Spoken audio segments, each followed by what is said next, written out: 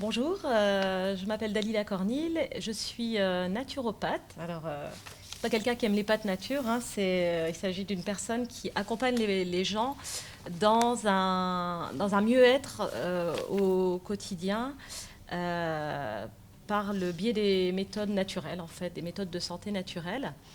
Et quand on m'a demandé d'intervenir sur cette semaine bleue autour de la question ensemble, bien dans son âge, bien dans son territoire, un enjeu après Covid, j'ai spontanément pensé à ces 6 piliers de la santé qui avaient été un peu maltraités avec ce virus qui est venu nous envahir de la peur, qui est venu perturber notre quotidien et perturber justement ces fameux piliers qui permettent voilà, de tenir notre santé, notre bien-être, etc.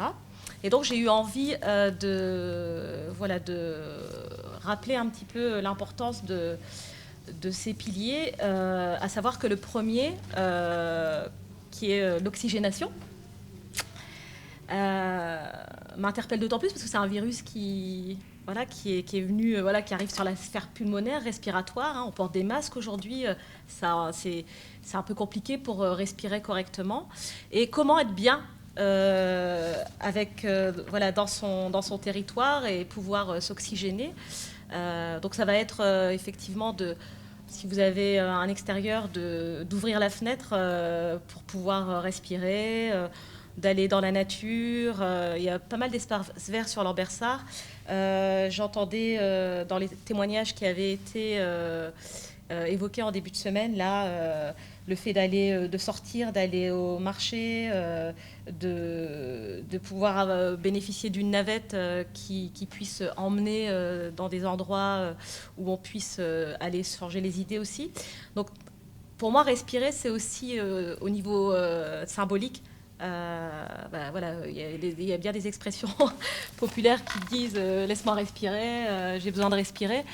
C'est aussi se donner les moyens de pouvoir sortir aussi peut-être de cette morosité ambiante et s'accorder le droit voilà, de prendre soin de soi à travers cette oxygénation.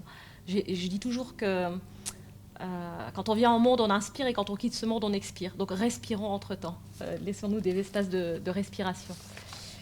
Le deuxième point, et c'est vraiment le cœur de mon travail, concerne l'alimentation et l'hydratation.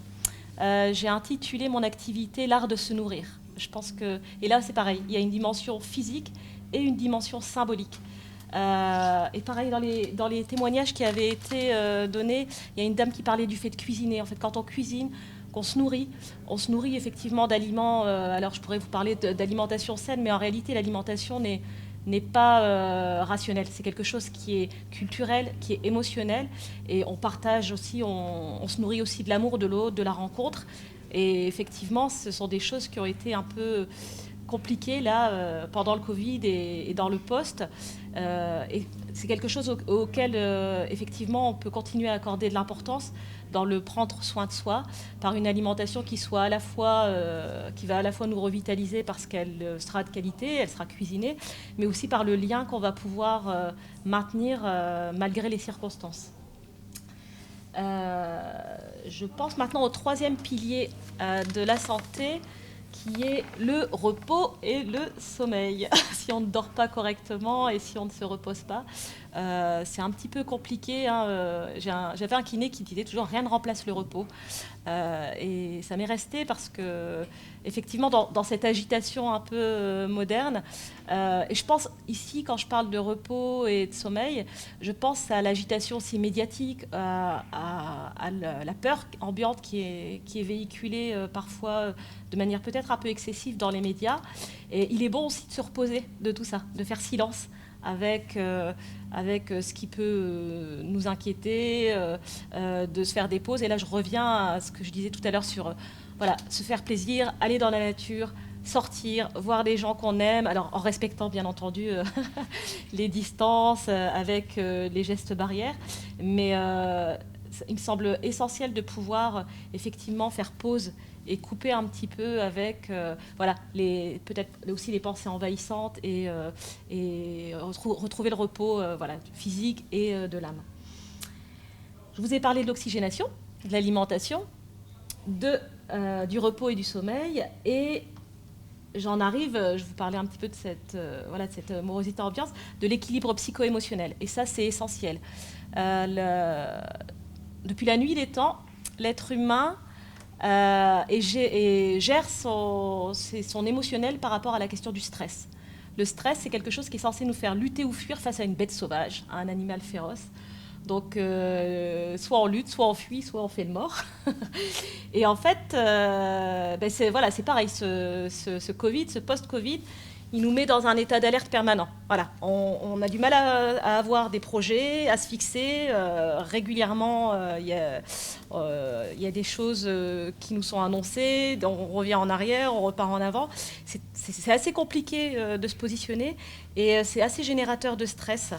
Et le stress, c'est quelque chose qui va acidifier notre organisme, qui va nous fatiguer.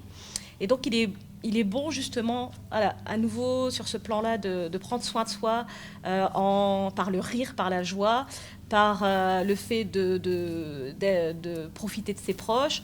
Et moi, je travaille pas mal avec la pleine conscience. La pleine conscience, c'est tout simplement revenir à l'instant présent et profiter, voilà.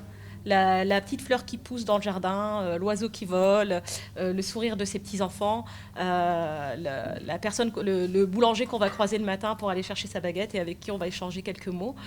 Et donc ça tient un peu de choses, justement dans le fait de profiter de son territoire. Hein. Vous êtes effectivement bien achalandé ici sur Lambersart. Il y a pas mal de choses qui se font, notamment en lien avec le CCAS. Et je pense aussi, on parlait tout à l'heure, il y avait une personne dans les témoignages qui a parlé beaucoup de tout ce qui était autour de faire de la musique, aller au théâtre, tout ce qui était country dance, sorties culturelles, partir en vacances. Et ça, voilà. Il y a un proverbe que j'aime beaucoup qui dit le bien chasse le mal. Et en fait, c'est plutôt que de regarder dans la direction de ce qui nous stresse, qui est spontané chez l'être humain, parce que on regarde toujours le danger, parce que c'est notre mode survie, mais de se concentrer plutôt sur ce qu'il y a de positif, sur ce qui nous met en joie, sur ce qui nous nourrit au sens large. Eh bien, ça permet de conjurer cette morosité et d'avoir un équilibre émotionnel qui soit positif. Le 5e pilier, c'est l'activité physique. Alors, quand on dit activité physique, on ne parle pas forcément de sport. Hein. L'activité physique, ça peut être marcher, bouger, faire du jardinage, tout ce qui nous met en mouvement. L'être humain est fait pour bouger. Si vous allez dans des marais, vous voyez une eau stagnante, ça sent mauvais, il va y avoir des bactéries qui vont se développer, etc. Alors que l'eau d'une rivière, c'est transparent, ça coule. Voilà. Et donc, si on se met en mouvement, le mouvement, c'est la vie, en fait. Hein. Quand on vit, on bouge. Et bien, en fait, le corps aussi se dérouille. Et c'est aussi une manière de conjurer aussi ce virus qui nous sclérose et qui peut nous faire peur. Et c'est une manière de résister aussi. Voilà. Et ça peut être d'aller bouger avec... je pense qu'il y a des activités autour de... Peut-être, je pense qu'il y a la marche nordique qui se fait. Il y a pas mal d'activités sur Lambersart que vous pouvez rejoindre dans des conditions de sécurité. Et c'est important aussi d'avoir ce pilier autour de l'activité physique et du mouvement. Enfin, un des piliers qui est moins connu, mais qui est fondamental, c'est l'énergétique.